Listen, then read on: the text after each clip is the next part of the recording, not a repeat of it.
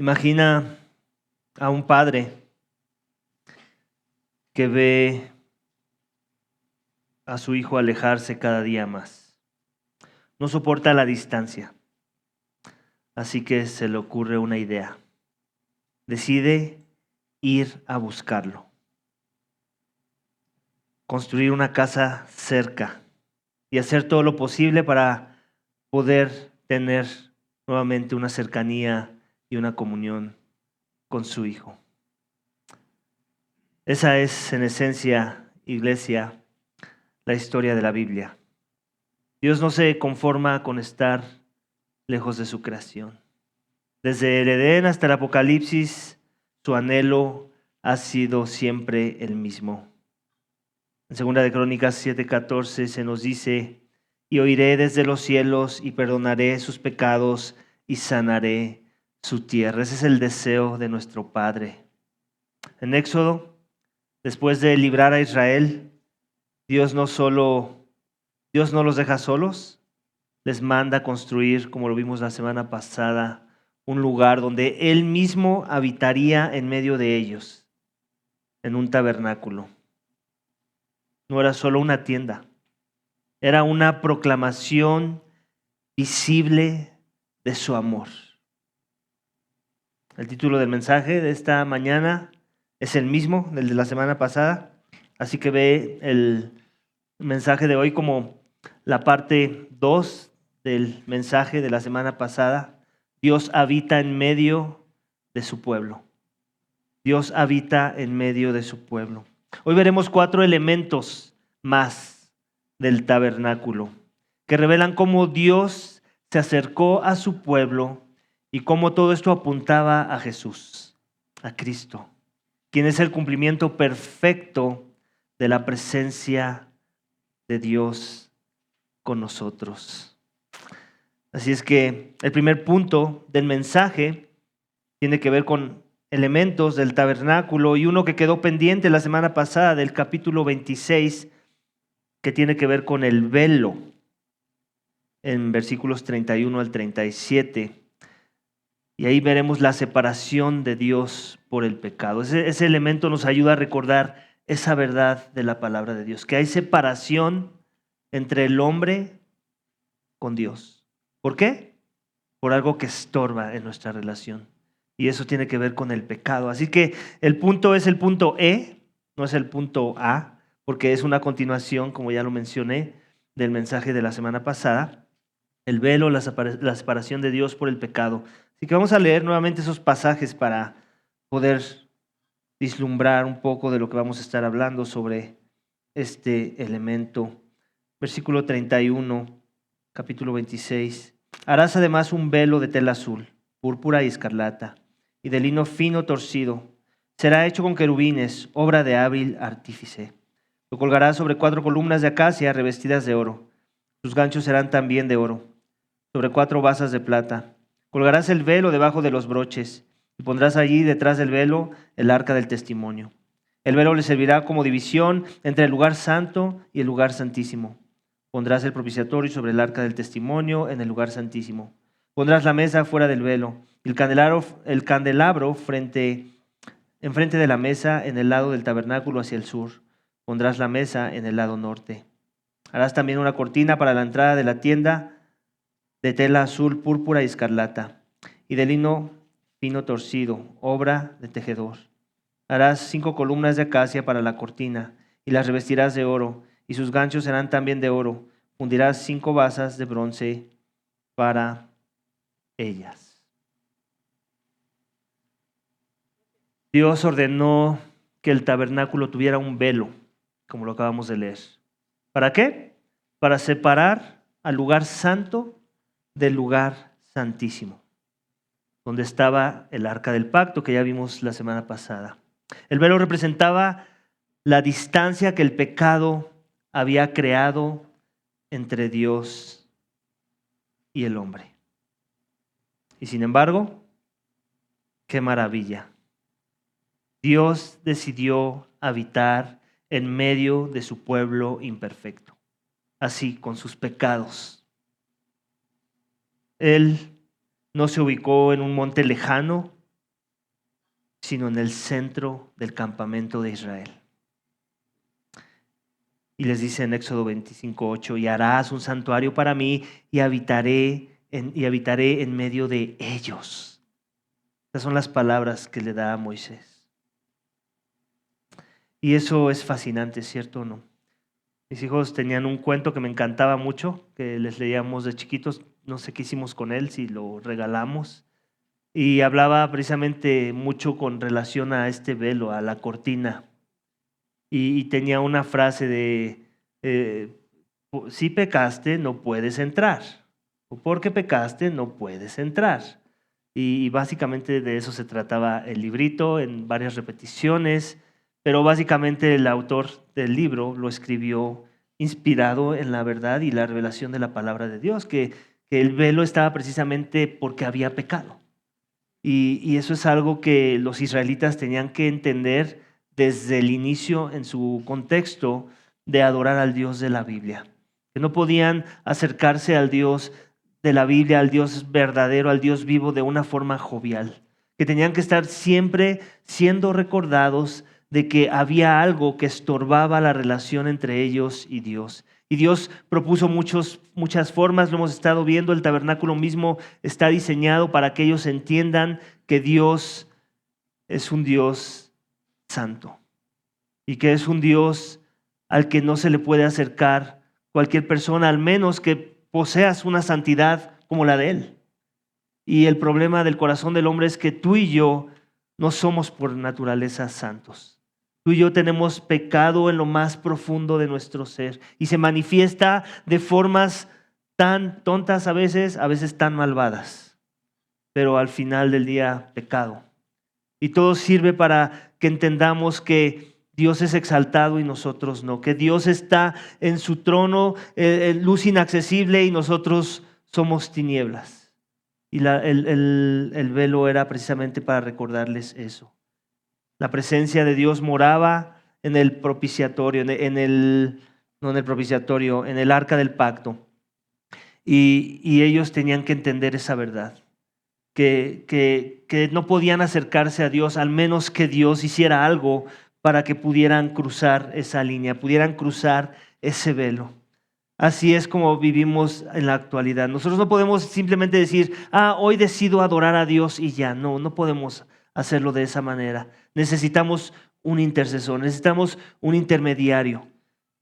Si pensamos en la persona de allá afuera que no conoce de Dios, que no tiene ningún trasfondo religioso y de repente un día se para y decir, hoy comienzo mi búsqueda de Dios, lo puede comenzar a hacer, pero no en sus propias fuerzas.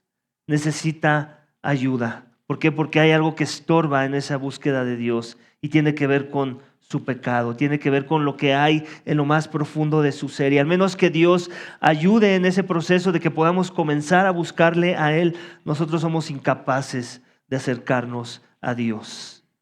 Aún nuestros mejores intentos serían fallidos. Necesitamos gracia, necesitamos misericordia, necesitamos guianza. Necesitamos que sea Dios orquestándolo todo para que entonces nosotros podamos en verdad dar pasos de fe a la manera de Dios, en sus términos y para su gloria. Y es así como Él diseñó el tabernáculo, para que el pueblo de Israel entendiera que Él era santo, que en verdad ellos eran pecado y que la única forma en la que podían interactuar con Él es si quedaban claras estas dos partes, que Él era santo y que ellos eran pecado, que Él era luz inaccesible y que en ellos había tinieblas en sus corazones. Al menos que entendamos eso y empecemos con esa base, nadie puede empezar a considerar tener una relación con el Dios de la Biblia, con el Dios verdadero, con el Dios que nos muestra en estas páginas en el libro de Éxodo con Israel. Amén. Pero cuando Cristo muere, tenemos revelación progresiva. Cuando Cristo muere, ese velo del templo se rasga en dos. Ese velo del templo que era cruzado solamente por una persona, el sumo sacerdote, y solamente una vez al año, de repente se convierte en algo obsoleto, porque viene algo mejorado, el Hijo que nos da acceso a la presencia del Padre. No por medio de una santidad que tú y yo poseamos, sino por medio de su propia santidad. La santidad que nos es imputada cuando hemos confiado en Él. El acceso a la divina presencia fue abierto de una vez y para siempre. De una vez por todas. Jesús mismo es el verdadero tabernáculo. En Efesios 2:18 se nos dice esto, y aquel verbo fue hecho carne, en Juan 1:14, y aquel verbo fue hecho carne y habitó entre nosotros. ¿De qué verbo está hablando? De la persona de Cristo, de la palabra encarnada de Dios, que vino a morar entre nosotros, Emmanuel, Dios con nosotros. Porque por medio de Él, dice Efesios 2:18, los unos y los otros tenemos entrada por un mismo espíritu al Padre. Por medio de Cristo, tú y yo podemos tener acceso. Ese velo ya no atemoriza más a los hombres. Y no porque Dios nos sea menos santo, no porque haya que rendirle menos honor o reverencia, no porque Dios no tenga odio en contra del pecado, sino porque ahora Él ya no nos mira como si hubiésemos cometido pecado. Si en verdad has creído en Cristo esta mañana, el velo se ha roto para ti. Tú tienes acceso a la presencia. Tú tienes acceso a algo supremo, a algo más grande, a algo que es misericordioso en la persona de Dios. Y es como ahora se nos ha revelado en el nuevo pacto, en la sangre de Cristo. Cuando Cristo fue a esa cruz, el velo se rompió. Ese velo, si te das cuenta, en el pasaje que leímos, mandaba todo el mensaje de lo que también mandaba el propiciatorio. Tenía ángeles bordados. Esos ángeles que de alguna forma eran la sombra de la esencia, la sombra de la substancia, de donde mora la presencia de Dios, donde hay luz inaccesible. Y esos ángeles mismos, como lo vimos según la visión de Isaías, tenían que cubrirse sus ojos ante la presencia de Dios. Eran recordatorios para el pueblo de Dios de que Dios moraba en un lugar perfecto, en un lugar donde el resplandor de su gloria se manifestaba de tal forma que cualquiera que se acercara a Él en pecado tendría que ser destruido. No podría tener acceso a ese lugar. Y ahora nosotros podemos tener la confianza de acercarnos al trono de la gracia. ¿Por qué? Por los méritos de Cristo. Por aquel que es nuestro sacrificio perfecto, por aquel que dio su vida en rescate por muchos, por aquel que es nuestro sumo sacerdote, por aquel que nos da acceso a la presencia de su Padre, por aquel que dio su vida por los pecadores. Amén. Así que, iglesia, Dios no espera que te perfecciones para acercarte. Él ya tomó la iniciativa de venir a ti. Como ese padre que construyó su casa cerca de su hijo. No busques la perfección, que ese es el error que muchos cometen. No busques la perfección antes de venir a Cristo. Que Cristo vino precisamente a habitar entre los imperfectos. Y esos somos tú y yo, imperfectos. Es así, imperfectos, sucios, zarapastrosos, llenos de mugre, de pecado, de maldad, que Dios nos dice, acércate a mí a través de los méritos de mi Hijo. Y yo voy a ir limpiando toda esa suciedad, todo ese pecado que separaba mi persona de tu persona. Es solamente a través de un sacrificio que podemos ser salvos. Amén. Así es que yo no sé si no estás parado tú esta mañana. Yo no sé si estás aquí pensando, ahora sí la voy a armar, ahora sí me voy a aplicar, ahora sí no voy a hacer eso que siento que Dios seguramente por eso es por lo que no me acepta su presencia. Deja de pensar así. Así piensa el religioso que va a pasar una eternidad en el infierno. La forma en la que tienes que pensar es esta: Señor, esto soy y nada más, ni nada menos. Señor, ten misericordia de mí. Señor, no en mis méritos, sino en los méritos de tu Hijo. Señor, haz de mi vida lo que se te antoje. ¿Y sabes qué va a hacer? Te va a limpiar, porque a eso se dedica Dios. Te va a transformar, te va a dar un nuevo corazón, te va a dar una guianza en el poder de su Espíritu y te va a dar amor por Él y por su palabra para que tú quieras someterte a su señorío. Esa es la salvación. Empieza a través de venir humillado en arrepentimiento y fe, recibiendo la obra de Cristo por ti. Aquel que te santifica es aquel que dio su vida por ti. Amén. Pero si Dios desea estar con su pueblo, surge una pregunta inevitable. ¿Cómo puede un Dios santo habitar con pecadores? Ya lo dijimos. La respuesta la encontramos al poner un pie dentro del atrio del tabernáculo, en donde vamos a encontrar el altar de bronce, que es la siguiente sección de Éxodo capítulo 27, versículos 1 al 8. Acompáñame a leerlos.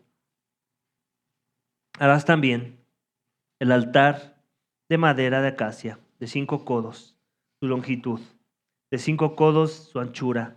El altar será cuadrado y de 3 codos su altura.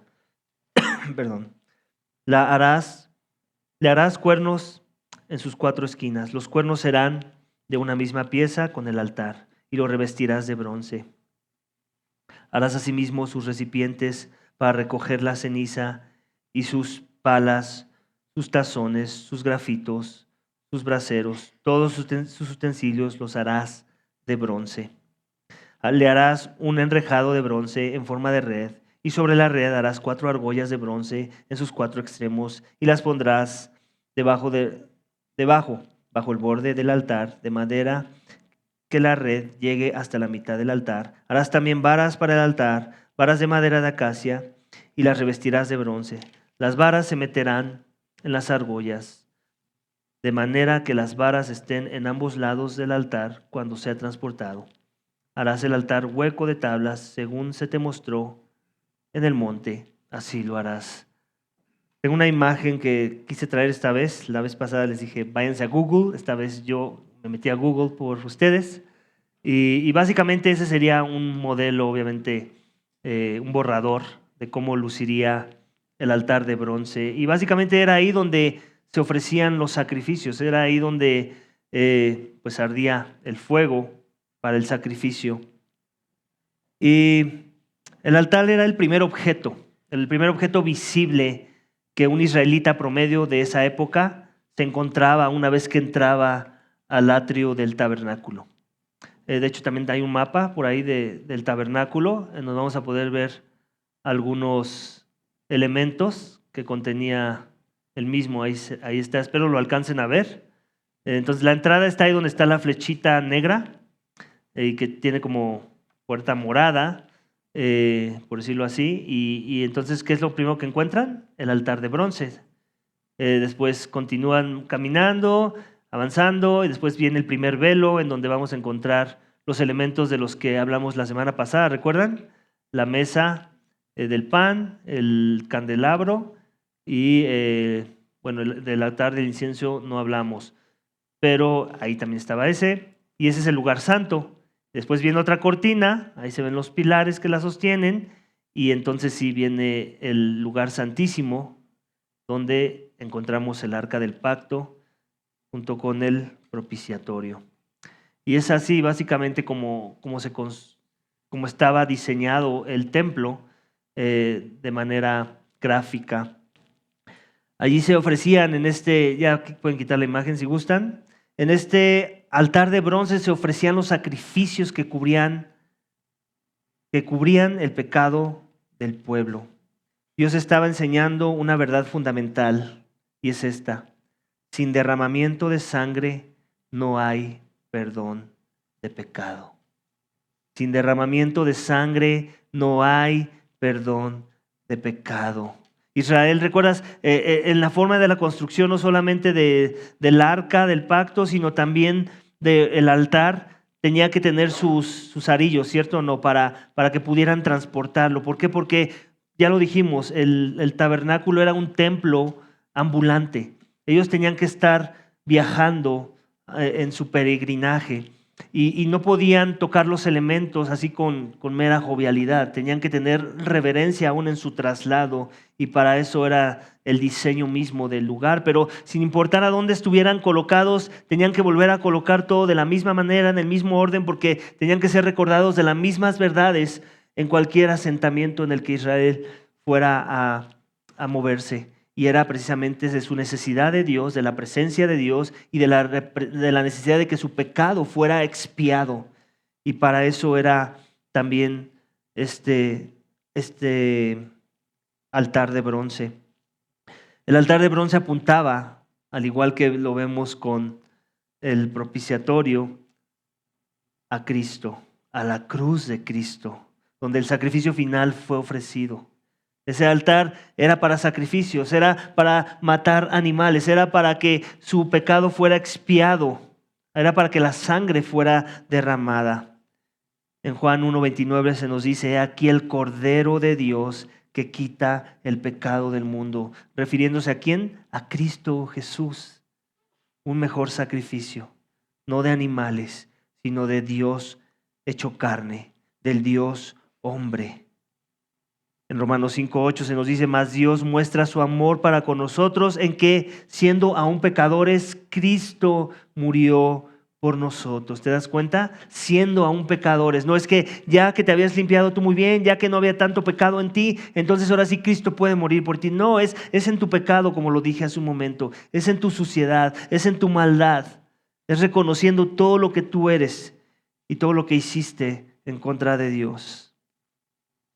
En Hebreos 10:10 se nos dice que Cristo se ofreció una vez y para siempre para abrirnos la entrada a la presencia de Dios. ¿Te das cuenta? No más necesidad de venir año tras año, no más necesidad de tener este altar para ofrecer sacrificios año tras año para la limpieza de nuestro pecado, para que nuestro pecado no nos sea tomado en cuenta. Es una vez y para siempre un mejor sacrificio en la persona del Hijo de Dios, Cristo Jesús. Amén.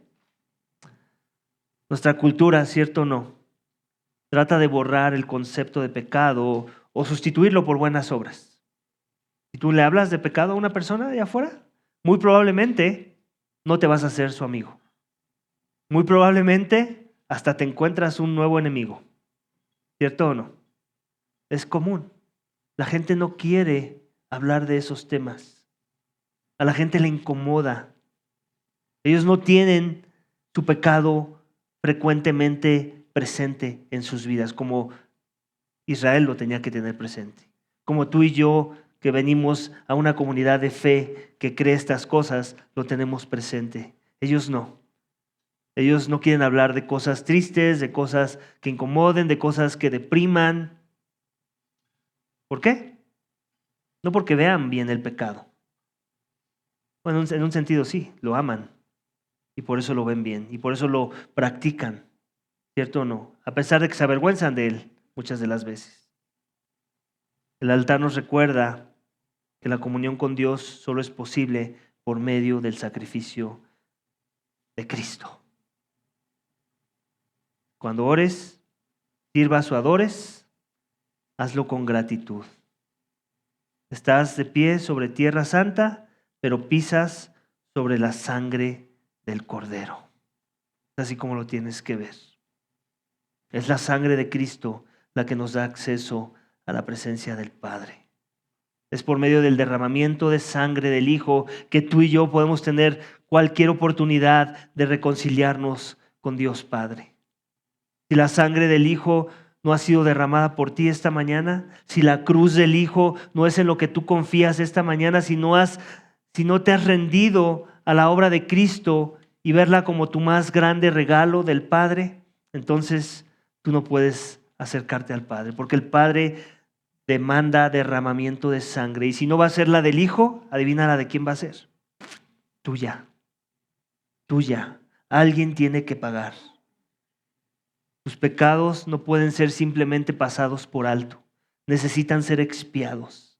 Necesitan ser tomados en cuenta. Y Dios ya los tomó en cuenta en la persona de Cristo. Y por medio de fe en Él, en ese sacrificio, tú puedes tener acceso al Padre.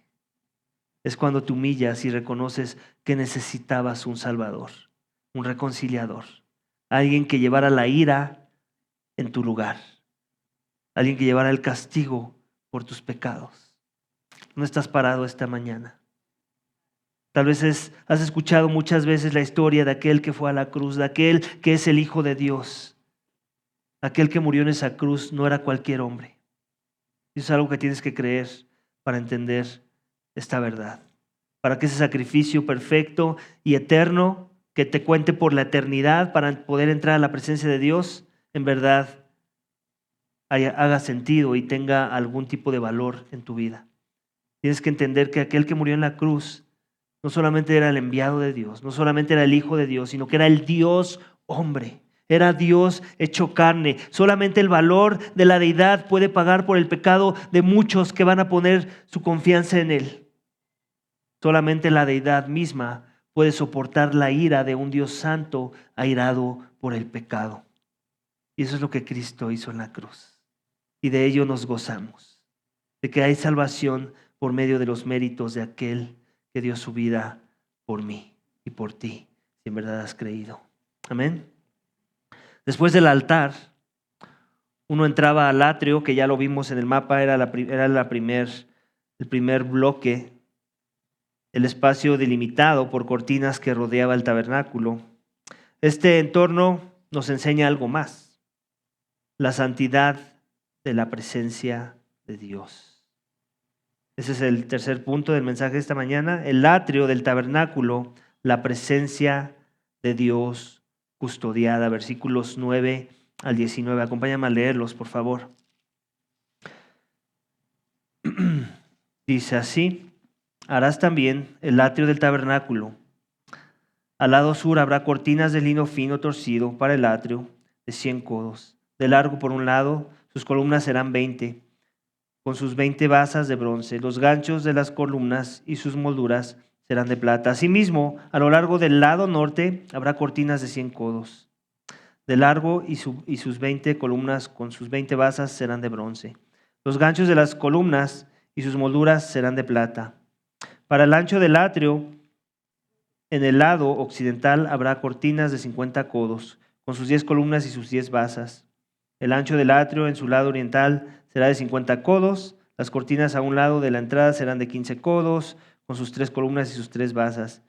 Y para el otro lado habrá cortinas de 15 codos, con sus 3 columnas y sus 3 basas. Para la puerta del atrio habrá una cortina de 20 codos, de tela azul, púrpura y escarlata, y de lino fino torcido, obra de tejedor, con sus 4 columnas y sus 4 basas. Todas las columnas alrededor del atrio tendrán molduras de plata, sus ganchos serán de plata y sus basas de bronce. El largo del atrio será de 100 codos, y el ancho de 50 por cada lado, y la altura de 5 codos. Sus cortinas de lino fino torcido y sus basas de bronce. Todos los utensilios del tabernáculo usados en todo su servicio, y todas sus estacas y todas las estacas del atrio serán de bronce. Fíjate que hay una progresión en los materiales aún, ¿cierto o no? Aquí ya vemos más como que oro y bronce, ¿no? O sea, es conforme te vas acercando a la presencia y la santidad de Dios que todo se empieza a tornar más majestuoso y de alguna forma más radiante. Si comparas el brillo del bronce con el brillo del oro, creo que hay una gran diferencia, ¿cierto o no? Y es así como Israel tenía que estar viendo su proceso de adoración, su proceso de comunión con Dios. En conforme ellos iban avanzando, ellos ya tenían que estar considerando cosas aún antes de su peregrinaje al templo, o cuando estaba el templo, aún en su contexto del tabernáculo, para acercarse al tabernáculo. Y una vez que empezaban a entrar, si te das cuenta, de estas cortinas del atrio, ya no les pide que sean bordadas con querubines, ¿no? Entonces te das cuenta como que hay una progresión de las cortinas de acá están padres, pero pues no tanto. Entras a las que siguen y dices, wow, estas están más padres, ¿no? Y alrededor hay oro, y después entras a la del lugar santísimo, que solamente podía entrar el sumo sacerdote, y es así como que wow, ¿no? Aquí hay mucha hermosura, por decirlo así. Aquí hay mucho detalle, aquí hay mucho valor. aquí pues radia la cosa, por decirlo así, ¿no? Y ese tiene que ser la progresión del israelita, recordándoles que conforme más y más se acerquen a Dios, más y más va a ser majestuoso Dios. Y así sigue siendo, iglesia, hasta nuestros días. ¿Alguna vez te has puesto a pensar por qué es que conforme más conoces a Dios, la cosa se vuelve más difícil y no más fácil? A veces pensamos, no, pues ya tengo 20 años en el Evangelio, ya somos campeones del Evangelio. No, eso nos humilla más, ¿cierto o no? Eso nos recuerda más quién es Dios y quiénes somos nosotros en contraste. Y cuánto más le necesitamos. No es lo mismo, ¿cierto? Si tú vas a tu primer año de tu relación con Cristo, si en verdad ya has creído, y comparas el tiempo de ahora, te das cuenta de cuánto hay de pecado en el pasado que no veías como pecado. O que lo veías como pecado, pero lo veías sobrellevable. Y es conforme te vas acercando a Dios, por ponerlo en la misma ilustración, conforme vas avanzando en tu fe, que te das cuenta, no, yo pecaba hasta por los codos. Como diría el salmista, yo vivía iniquidad como agua y sigo bebiendo iniquidad como agua. ¿Cierto o no? ¿Por qué? Porque así es la relación con Dios. Eso es lo que significa ser salvo, por cierto. Si te contaron una de que si tú recibes a Cristo, tu vida va a ser la mejor, sí, en un sentido eso es verdad, pero no va a ser más fácil. De hecho, va a ser más difícil tu vida. El costo de seguir a Cristo es alto. Y por eso Cristo lo advierte. Cuenta tu costo de seguirme. Tenemos que contar el costo de seguir a Cristo, porque la carrera de la fe no es algo fácil y no es algo que nos acomoda a ti y a mí. En realidad, tú y yo lo que nos acomoda es el mundo. Es ahí donde parecemos como pez en el agua. Buscar la santidad, acercarnos a Dios, buscarlo en sus términos y para su gloria, sin importar el sacrificio, a sabiendas que vamos a ser llamados a sacrificarlo todo. Eso no se viene natural. Necesitamos poder de lo alto, ¿cierto o no? El atrio rodeaba por decirlo así, el tabernáculo con cortinas. Separaba lo santo de lo común, ¿cierto o no? Lo común que era todas las tiendas alrededor, todos los pueblos que habitaban las regiones en las que los israelitas moraban. Eso era lo común. El atrio recordaba que ese espacio en la tierra era el acceso a la presencia de Dios. Solo los sacerdotes podían ministrar allí. Era un recordatorio constante de que la presencia de Dios es santa y debe ser respetada. ¿Es menos en nuestros días, iglesia, esa declaración? Porque a veces así siento que tratamos a la iglesia de Cristo. A veces así siento que tratamos las reuniones de los cristianos, donde podemos bajar la guardia, donde podemos bajar el estándar. ¿Es menos o es más? Yo me preguntaría. Yo creo que debería ser más, ¿cierto o no? Se nos ha dado un mejor sacrificio del tamaño de Dios, el Dios hombre muriendo por nuestros pecados. ¿Cómo deberíamos estar buscando que lo que se proyecta de aquí para afuera sea que aquí se reúnen los santos de Dios? Que cualquiera que entre aquí por curiosidad o porque se equivocó y pensó que aquí vendíamos café y resulta que tenemos un servicio de adoración, su primer pensamiento sea: estoy entrando a Tierra Santa. Pero para que eso suceda necesitamos que Dios y su presencia esté en medio de nosotros. Y que tú y yo estemos recordando que en verdad su presencia mora en nosotros.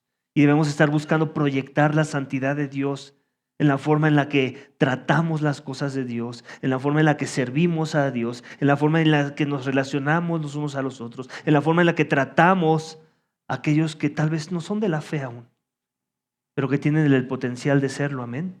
Porque el evangelio es para los pecadores, es para los que están sucios y que ya tal vez van a entender, eventualmente entenderán que no se pueden limpiar por sí mismos, necesitan gracia, necesitan a Cristo. Amén. Por medio de Cristo ya no necesitamos sacerdotes humanos para acercarnos. Él nos hizo a todos parte de un sacerdocio, iglesia. Esa es otra verdad hermosa que encontramos en el nuevo pacto en la sangre de Cristo, que ya no hay un grupo de élite de sacerdotes que solo ellos pueden ministrar en el templo. Ahora tú y yo podemos ministrar en el templo, iglesia. Y aunque ya dijimos que este no es un templo como tal, el templo ya expiró, ¿ok? Sí tiene funciones de templo en muchas direcciones. Nos ministramos, ¿cierto o no? Nos recordamos el Evangelio, nos recordamos nuestra necesidad del sacrificio de Cristo una y otra vez para salvación y para transformación, para caminar en santidad y para buscar al Dios que es santo.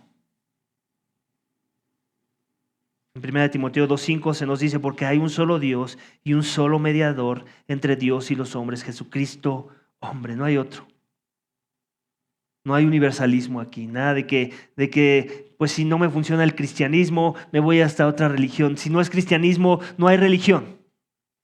Si no es cristianismo y es bíblico, no hay otros caminos a Dios. Cristo es el único camino. Primera de Pedro 2:9 se nos dice, mas vosotros sois linaje escogido, real sacerdocio, nación santa. ¿Te das cuenta? Esas declaraciones nos deberían de poner a temblar. Linaje escogido. ¿Qué te transmite? Sino un tono de realeza. Real sacerdocio, la misma idea, realeza y servicio a Dios, devoción a Dios, comunión con Dios. ¿Es así como ves este lugar cuando te reúnes cada domingo, iglesia?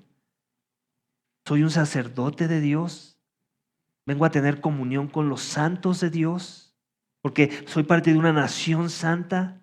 Soy un ministro del reino para beneficio de los hombres. ¿Vienes con esa actitud? ¿O vienes con la actitud consumista que vienen muchos a veces? A ver qué me da la iglesia, a ver cómo me tratan esta vez, a ver si sí me saluda esta vez el hermano, a ver si esta vez sí me hacen más caso, a ver si esta vez sí me escuchan. Y no que no haya mucho de eso que va a suceder, pero si ese es tu primer acercamiento a las cosas de Dios, es un mal acercamiento. El mejor acercamiento es ese. ¿Quién soy yo? ¿Cuál es mi identidad? ¿Soy un sacerdote del rey?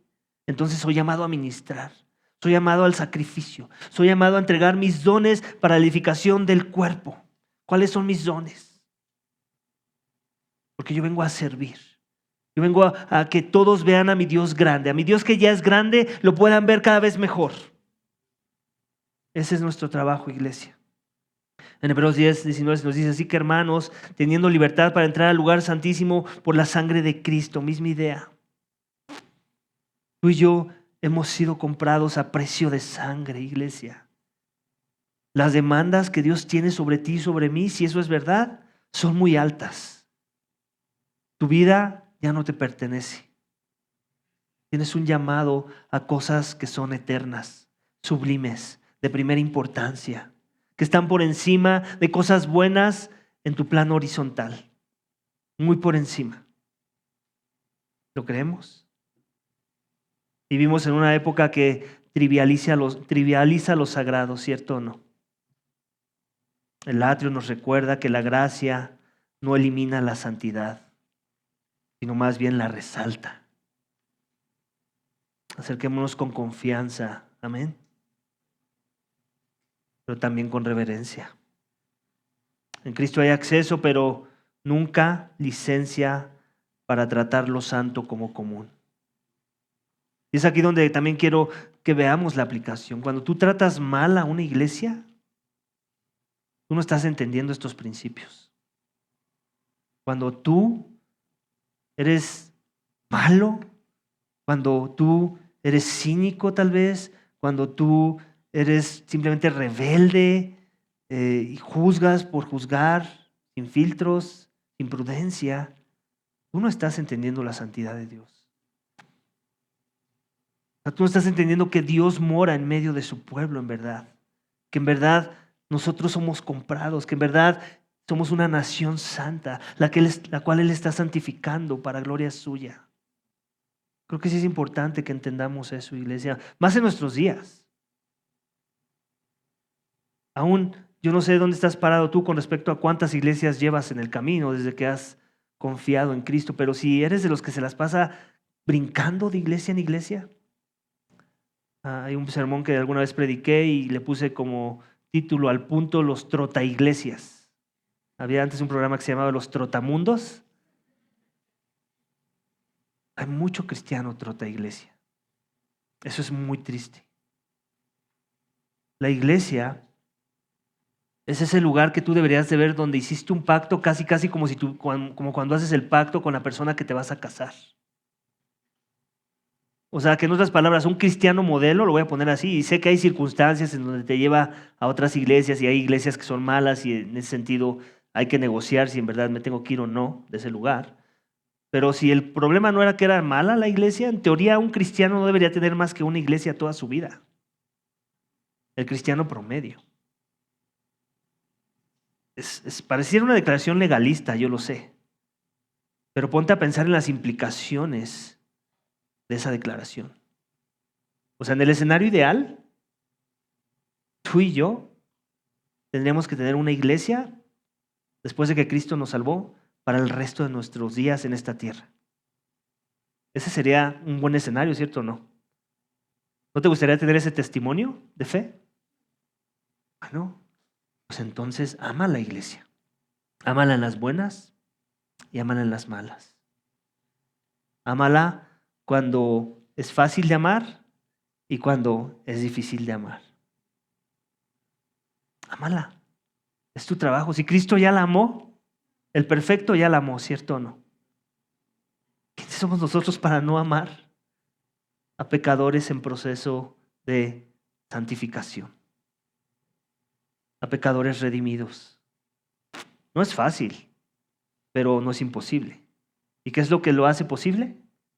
Que somos una nación santa, que somos un real sacerdocio, que tratamos con cosas que tienen que ver con la vida y la piedad, con cosas que son eternas, en donde aún el pecado no hay problema, lo tratamos. No nos acostumbramos a él, no lo solapamos, lo tratamos. ¿Por qué? Porque Dios nos salvó siendo pecadores, ¿cierto o no? Pero no para dejarnos en nuestro pecado, sino para morir al pecado, para buscar la santidad. Amén. Hasta aquí hemos visto que Dios habita con su pueblo, provee el sacrificio y protege su santidad, pero hay un detalle más. Dios no solo se manifiesta ocasionalmente, Él permanece. Y eso se muestra en la orden del aceite para la lámpara, que es la última sección del pasaje de capítulo 7, en donde vamos a ver eso, el aceite de la lámpara, la presencia de Dios con nosotros. Acompáñame a leer el versículo 20, que dice así: ordenarás a los israelitas que te traigan aceite puro de olivas machacadas para el alumbrado, para que la lámpara arda continuamente. En la tienda de reunión, fuera del velo que está delante del testimonio, Aarón y sus hijos la mantendrán en orden delante del Señor desde la tarde hasta la mañana. Será estatuto perpetuo para todas las generaciones de los israelitas. Ya vimos que la semana pasada que el candelabro tenía que estar ahí en el lugar santo, ¿cierto o no? Dios ordenó que el aceite mantuviera encendida la lámpara continuamente, ardiendo de día y de noche. Eso es mucho combustible, ¿cierto o no? Eso sería una cuenta de gas muy grande en nuestros días. Esa luz simbolizaba la presencia constante y vigilante de Dios entre su pueblo. Jesús dijo: yo soy la luz del mundo. El que me sigue no andará en tinieblas. Juan 8:12. Y también prometió algo en Juan 14, 16 al 17. Y yo rogaré al Padre y os dará otro consolador para que esté con vosotros para siempre. ¿Quién es ese consolador? ¿Recuerdas?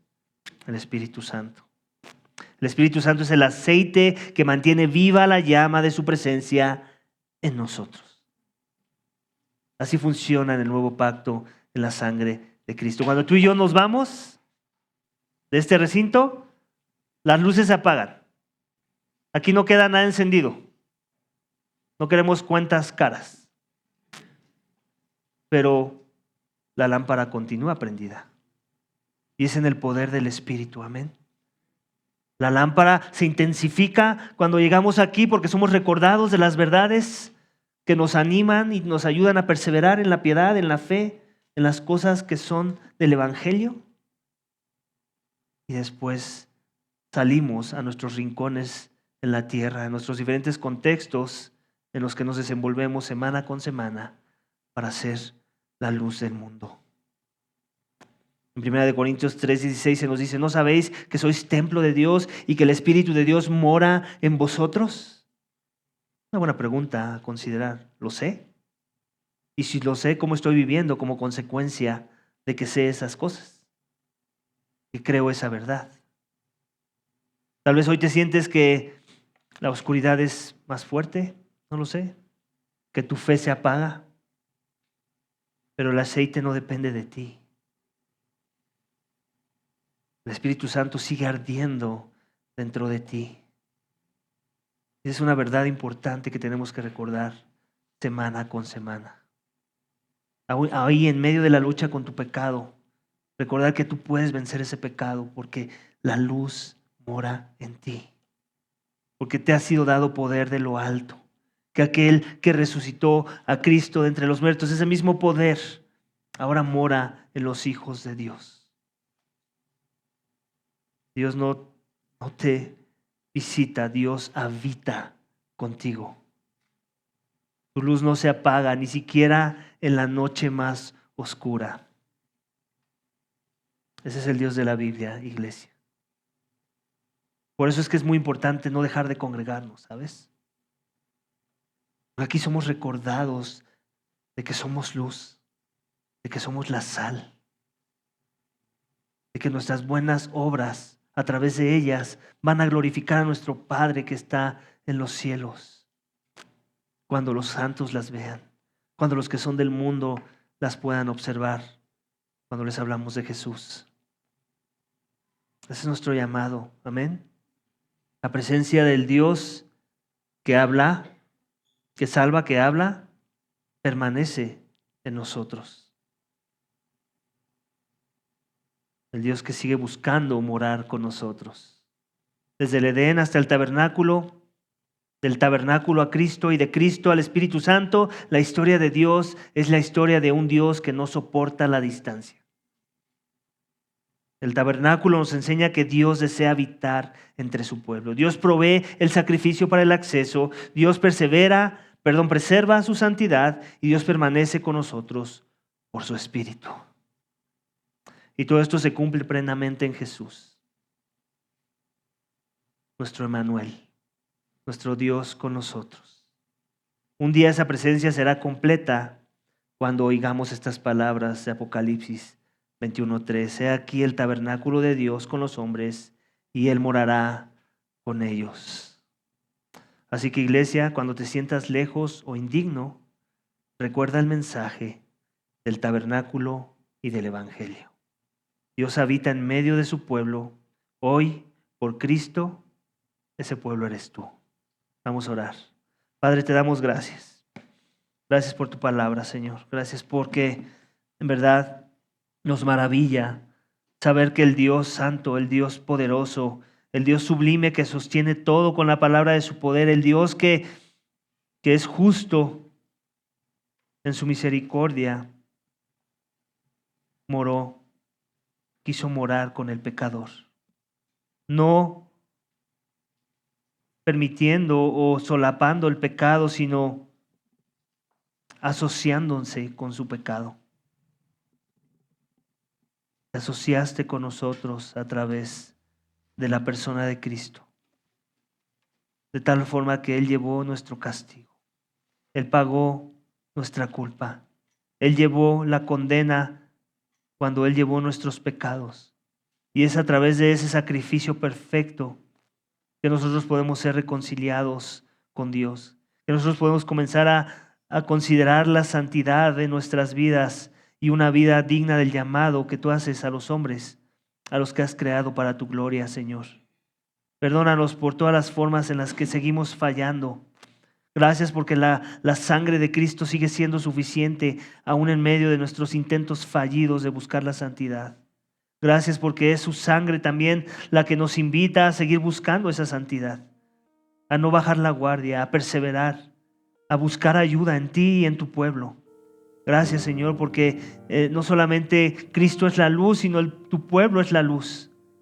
Y es cuando nos reunimos con aquellos que son hijos de luz y que son luz en sí mismos, que podemos seguir avanzando y considerando las cosas que son de primera importancia para poder vivir la fe a la que tú nos has llamado, para poder vivir la santidad sin la cual no te verán los hombres.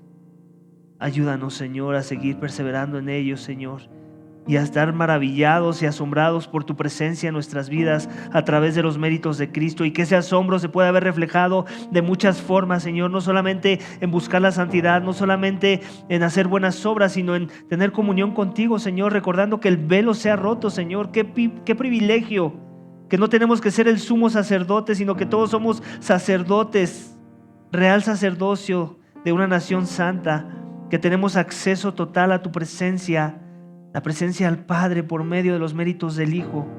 Qué bendición, Señor. Perdónanos porque a veces menospreciamos esas realidades y no te buscamos como deberíamos en la semana y damos prioridad a otros asuntos, Señor. Ayúdanos, Padre, te necesitamos. Perdónanos por desaprovechar todo.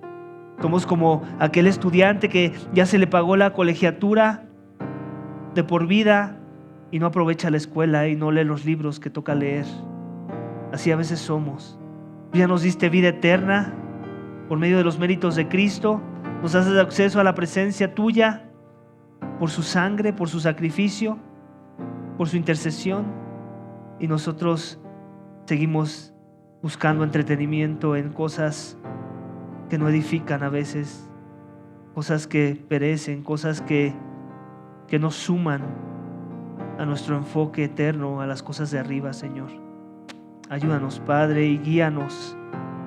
Ayúdanos a amar a tu cuerpo, que es la iglesia, Señor. Nos falta amor, tenemos que empezar reconociendo eso. Nos falta amor por tu cuerpo. Nos falta creer que en verdad la presencia de la luz y del Espíritu Santo mora en cada creyente, Señor. Ayúdanos a buscar formas prácticas de mostrar el amor que tenemos por ti y por tu cuerpo, Señor. A recordar que venimos aquí a ministrar y no simplemente a ser ministrados, aunque hay cierta verdad en ello. No es el énfasis, Señor, el énfasis es compartido. Ministrar y ser ministrados, ser instrumentos, ser luz para edificación de tu nación, que es luz y que es santa, Señor. Gracias te damos por este tiempo, Padre. Síguenos ministrando, te lo pedimos en el nombre de Cristo Jesús. Amén.